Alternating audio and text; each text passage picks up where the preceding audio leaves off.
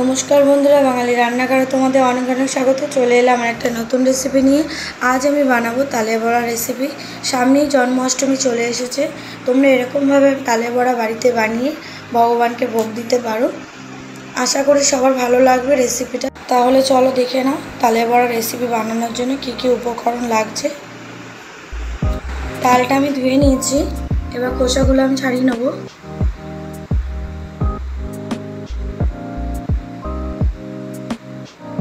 তালের ভেতর 3টে আটি আছে, আলাদা করে দিতে হবে আগে। খোসাগুলো আমি ছাড়িয়ে নিচ্ছি এক এক করে।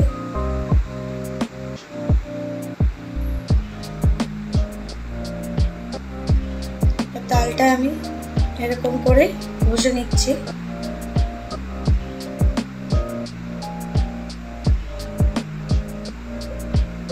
তোমরা ঝুড়ি দিয়েও ঘষতে পারো, তোমাদের কাছে ঝুড়ি থাকলে বা বড় কোনো ঘষানি থাকলে সেগুলো দিয়েও ঘষতে পারো। আমার কাছে নেই, তাই ছোটো দিয়ে ঘষছি। দেখো তালটা আমার ঘষা হয়ে গেছে।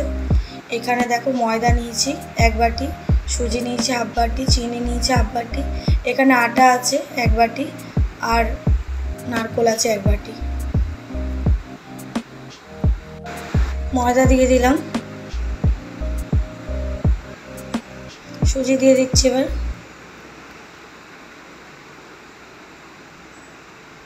আটাও দিয়ে দিচ্ছি,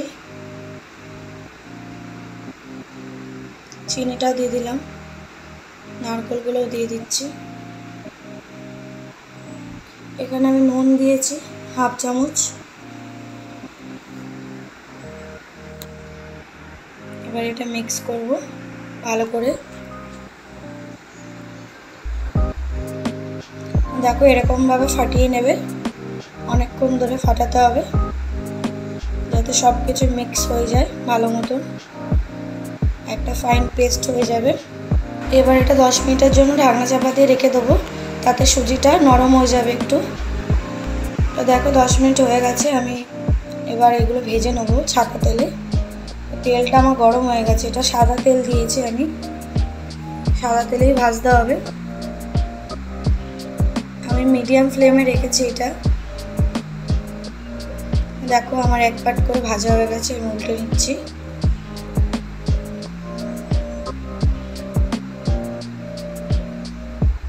দেখো আমার তালের বড়াগুলো ভাজা হয়ে গেছে, পুরো লাল লাল হয়ে গেছে, তার মানেই ভাজা হয়ে গেছে।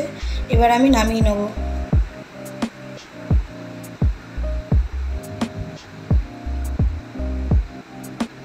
দেখো আমার তালের বড়া রেসিপি রেডি। তোমরা এরকমভাবে বাড়িতে বানিয়ে খেয়ে দেখতে পারো, আর ভগবানকে ভোগও দিতে পারো। সামনেই জন্মাষ্টমী, সবার বাড়িতে তালের বড়া নিশ্চয়ই হবে। তোমাদের কেমন লাগলো রেসিপিটা আমাকে জানিও কমেন্ট বক্সে। যদি ভালো লেগে থাকে আমার পাশে থেকো, আমাকে একটু সাপোর্ট করো। দেখা হচ্ছে অন্য একটা রেসিপির সাথে।